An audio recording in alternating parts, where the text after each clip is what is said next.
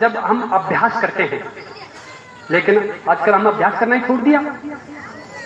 हम आजकल सब देखा देखी का कार्य करने के एवज में अपना समय बर्बाद करते हैं। हमने कभी भी, हमने का मतलब ये मनुष्य स्वयं अपने अनुभव के आधार पर कोई कार्य नहीं करता है, कोई व्यवहार नहीं करता है, और यही सबसे बड़ा दुख का कारण है। ये सब देखा देखी का करता है। ये ऐसे बन गया, मैं भी ऐसे बनने का प्रयास करूंगा। इसने ऐसा कर दिया, मैं भी ऐसा करने का प्रयास करूंगा। इसने गाड़ी ले ली, मैं भी गाड़ी लेने का प्रयास करूंगा। इसने इतनी बड़ी ले ली, मैं इतनी बड़ी करूंगा। अपनी हठ धर्मिता, ज्ञान भरा है उसके अंदर, लेकिन उसको समझ नहीं पा रहा है, और नहीं समझने के कारण जल्दीबाजी में फैसला दूसरे का देख करके ले लेता है, और वहीं से उसके दुख प्रारंभ हो जाते हैं। क्योंकि कहा कि पराई थाली को देख के मन ललचाए, ऐसा कभी भी जीवन में नहीं होना चाहिए। मेरी थाली में जो है, मुझे उसी में संतुष्ट रहना है, उसी में मुझे सब कुछ प्राप्त करना है। बस मुझे आशीर्वाद मिले तो मेरा गुरु का मिले, मेरे माता और पिता का मिले, और दूसरा तो आशीर्वाद दे ही नहीं सकता है। बताओ, इन तीन के सिवाय कौन आशीर्वाद दे सकता है आपको? कोई व्यक्ति हाथ खड़ा करके दिखाए, कौन आशीर्वाद दे सकता है निस्वार्थ भाव से? सज्जनों, इस धरती पर कोई नहीं देगा। सबसे पहले माता पिता, उनके बच्चों के गुरु हैं तो माता पिता, भगवान है तो माता पिता, इष्ट है तो माता पिता, कुल है तो माता पिता, या कोई भी कुछ भी सरोकार है तो वो माता पिता हैं। क्योंकि माता पिताओं के एसेंस से ही वो बच्चा होता है।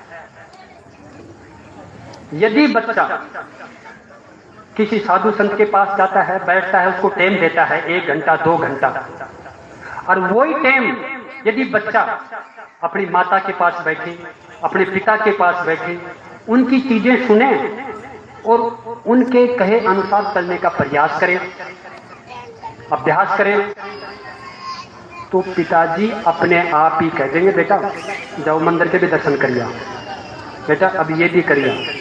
लेकिन बच्चे आजकल, या कभी भी देख लो, बहुत ही बच्चे कम दिखाई पड़ते हैं जो अपने माता पिताओं के आज्ञाकारी होते हैं, उनको दुनिया से कोई मतलब ही नहीं है। और सज्जनों, देख ही लीजिए आप, माता पिताओं को छोड़कर, गुरुओं को छोड़कर पूरे ब्रह्मांड में घूम लीजिए, दोस्तों में घूम लीजिए, लास्ट में आपको पश्चाताप भी सोचना पड़ेगा। क्या करूं पश्चाताप, कोई जगह ही नहीं बची मेरे लिए तो, कि मैंने समय ऐसा गंवा दिया कि मैंने एक भी उस समय के क्षण को उपयोग में नहीं लिया। सब देखा देखी के सौदे में रहा, इधर उधर ताकने झांकने के लिए सौदे में रहा, तो इस वजह से मेरा विकास कहाँ हुआ? कहीं नहीं हुआ। तो सज्जनों, अनुभव के आधार पर आदमी जब कार्य करता है तो उसका स्वतः अंदर से, हृदय से जगता है, और वो कार्य करने का प्रयास करता है, और वो सफल भी होता है।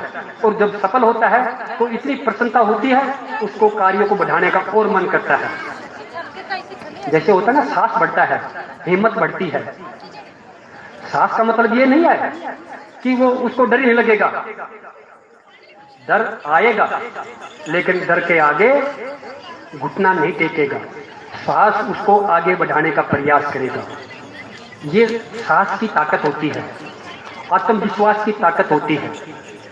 और सज्जनों, हमको विपत्ताएं, बाधाएं बाहर से नहीं आती हैं, ये अपनी सोच है। ये सिर्फ अपनी सोच है कि ये बाधा, ये परेशानी बाहर से आई है। सज्जनों, ये सब चीजें अपने मन के अंदर क्या पनप रहा है, अपने मन के अंदर क्या चल रहा है, अपने भीतर क्या उत्पन्न हो रहा है, ये सारी बाधाएं वहां से प्रारंभ होती हैं। सारी शंकाएं, सारा भय, सारा संदेह, सब उससे पैदा होती हैं अंदर से। जिस दिन अंदर शुद्ध हो जाएगा, डर आ जाए कोई बात नहीं।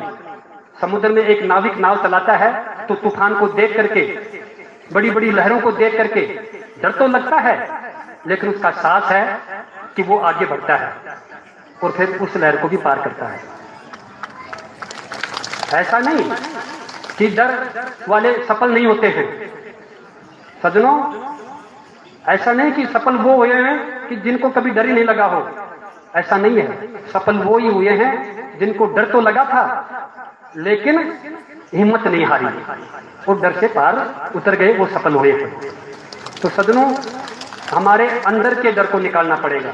हमारे अंदर जो पनप रहा है, जो पल रहा है मन में, बैठे बैठे विचार कहाँ जा रहे हैं, कौन सी सोच कहाँ जा रही है, घर बैठा हूँ, मंदिर में बैठा हूँ, लेकिन दिमाग और कहीं जा रहा है, ये सबसे बड़ी दुविधा है। और ये दुविधा कब ठीक होगी? जब माता पिता के पास रहेंगे, माता पिता की आज्ञा का पालन करेंगे और गुरुओं की आज्ञा का पालन करेंगे। गुरु तो तब हैं जब बनाएंगे, जब तक नहीं बनाते हैं तब तक तो माता पिता ही सर्वे सर्वा होते हैं और उनको ही सर्वे सर्वा रखना चाहिए। और आपकी सब इच्छा जगेगी। अब तो देखा देखी का सौदा है, महाराज जी गुरु पूर्णिमा आ गई, गुरु मंत्र दे दो, जबकि मेरा ये कभी भी नहीं है कि प्रयास गुरु मंत्र देने का। गुरु मंत्र माता पिता है ना, आप तो दर्शन कर जाइए, प्रार्थना कर जाइए, लेकिन लोगों को बरगला रखा है, गुरुमुखी नहीं हो, ऐसा नहीं है। एकलव्य को भी गुरु मंत्र देने से मना कर दिया था द्रोणाचार्य जी ने, लेकिन उस बच्चे की लगन थी कि मैं बनाऊं तो इसी गुरु को मेरा गुरु बनाऊं, और नहीं बनाए, उन्होंने निकाल दिया। लेकिन उन्होंने अपने गुरु के नाम से अभ्यास किया। मेरा मन आ गया गुरु जी पर, जैसे मेरा भी मन इधर आया। गुरु जी डांट मारते थे, गाली बकते थे, लेकिन मन में होती थी कि कुछ ही बचे बस अपने चरणों में रखे, ऐसी इच्छा होती थी। और वो जब 5-10 दिन में एक मुस्कान भर देख लेते थे तो सब जो गुस्सा आवेश था सब रुक जाता था 1 सेकंड के अंदर, बिना बोले। तो सज्जनों, ये लगन होती है। तो ये जो शरीर है, सब कुछ इस शरीर के अंदर है। तो आपको जब भी मिलेगा जब आप इस शरीर को शुद्ध रखोगे, सलाईमान नहीं रखोगे, साहस रखोगे, आत्मबल रखोगे, क्योंकि आत्मबल मजबूत जब भी होगा जब आप अपने माता पिताओं के आज्ञाकारी होंगे। वही साहस देते हैं, वही हिम्मत देते हैं, वही आपकी आत्मा के बारे में, आपके भविष्य के बारे में ज्यादा अच्छा सोचते हैं। बाकी तो गुरु फीस वाले हैं, जितनी फीस दोगे तो लाखों आदमी बैठते हैं, लेकिन माँ बाप के पास लाखों आदमी नहीं बैठते हैं। उसके पास उसके बच्चे बैठते हैं, लेकिन आजकल बच्चे भी नहीं बैठते हैं। और बैठे हाथ के नीचे रहेगा तो वो जरूर पारस बन के रहेगा, गारंटी की बात है। बाकी तो गुरुओं की कृपा तो होती है, लेकिन ऐसे। इसलिए इस शरीर को जितना शुद्ध, जितना सजग रखेंगे, साधना रत रखेंगे। साधना का मतलब नहीं एक खड़ी टांग पर रहना है, भूखों मरनू है, ये साधना नहीं होती है। साधना होती है चित्त की वृत्ति। आप धड़ी पक्का खा लो, कोई बात नहीं है, उसको काम में लगाओ, लेकिन चित्त की वृत्ति को भ्रमित मत होने दो। इसको मत जाने दो कि इधर भी। अपने माता पिताओं के चरणों में, अपने परिवार के चरणों में, अपने कार्य व्यवहार के ही ध्यान में, अपने पढ़ाई के अंदर ही मैं कोई कार्य कर रहा हूं तो वहीं रहूं, मैं दूसरी जगह नहीं जाऊं। ऐसी साधना एक दिन में नहीं होती है, 1 महीने में नहीं होती है। धीरे धीरे यदि प्रयास करता है तो धीरे धीरे सब चीज बनती चली जाती है। तो इस शरीर का इतना महत्व कि सारे जितने भी ऋषि अवतार आए हैं सब माँ के पेट के हैं। भगवान राम की माता थी, भगवान कृष्ण जी की माता थी, तो आप हमारी भी माताएं हैं, पिताएं हैं। वही पृथ्वी है, वही सूरज चांद है, लेकिन सोच परिवर्तन हो गया। समय का परिवर्तन नहीं हुआ, सोच का परिवर्तन। सूरज तो वैसे ही चल रहा है, प्रकृति ब्रह्मांड वैसी है, धरती कोई चेंज नहीं हुई है, लेकिन धरती में से कई चीजें निकाल कर केमिकल मिला उल्टा सुल्टा और खराब कर दिया। नेचुरल रहती तो नेचुरल रहती है, लेकिन जब मिक्स करके जब कर देते हैं तो सब कुछ बंटा ढार हो जाता है।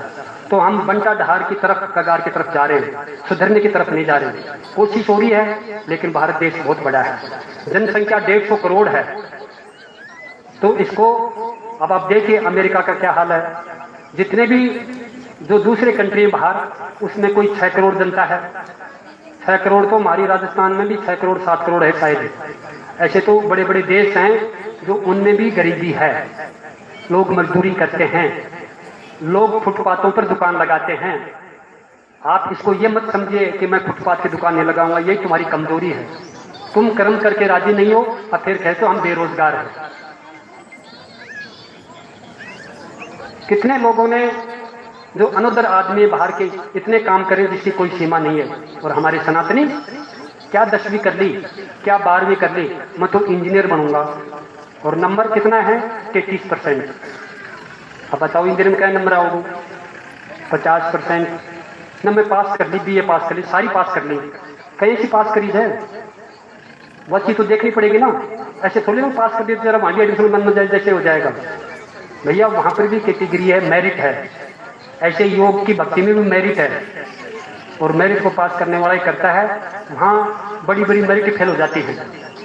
ऐसे ही यहाँ पर भी अब 96, 97, 98 कुछ मैं तो नहीं रखता, 99 लाओ, और उसमें भी 0.0 रह गए हो तो रह गए हो। उसमें एक साथ कितने आदमी रहते हैं? जब यहाँ ही इतनी कसाई है तो वहाँ कितनी कसाई होगी? लेकिन नॉर्मल नहीं है। इसलिए आपको मैं यही कहना चाहूंगा कि सबसे बड़ा आधार आपका और हमारा अच्छा करने का, ऊपर उठने का ये शरीर है। शरीर को जितना कंट्रोल रखोगे, अपने अधीन रखोगे, मन के वशीभूत नहीं होने दोगे, तो आपका कोई कुछ नहीं बिगाड़ सकता है। लेकिन यदि आप मन को हावी होने की दोगे तो आपका खेल खत्म है। आप किधर ही किधर चल जाओगे, आपको न खेल करने वाला, पकड़ने वाला भी नहीं मिलेगा। दूसरा तो कौन बचाएगा? दूसरे तो तैयार बैठे, ये बिगड़े, ये तो ज्यादा सही चल रहा है, इसको तो भ्रमित करो, ऐसे ज्यादा मिलेंगे। तो सज्जनों, हमको स्वयं को अपने माता पिताओं के सानिध्य में रह करके, आज बहुत ऐसा कल्चर चल गया है कि मैं करूंगा, मैं सब जानता हूँ। ये सबसे मोटी कमजोरी है हमारे युवाओं के अंदर, यूथ के अंदर। सब जानता है, सब कुछ हो, सब कुछ जाओ, लेकिन जड़ों से जुड़े रहो, ऐसा कहा गया है। मॉडर्न बन जाओ कोई बात नहीं, और हमारी जड़ें क्या हैं? हमारे संस्कार, हमारे माता पिताओं के दिए हुए संस्कार। कहीं पर भी पतंग कितनी भी ऊपर उड़ जाए, कितनी भी ऊपर उड़ जाए, जब तक हाथ में डोर रहेगी तब तक वो बहुत ऊंचाई पर भ्रमण कर सकती है।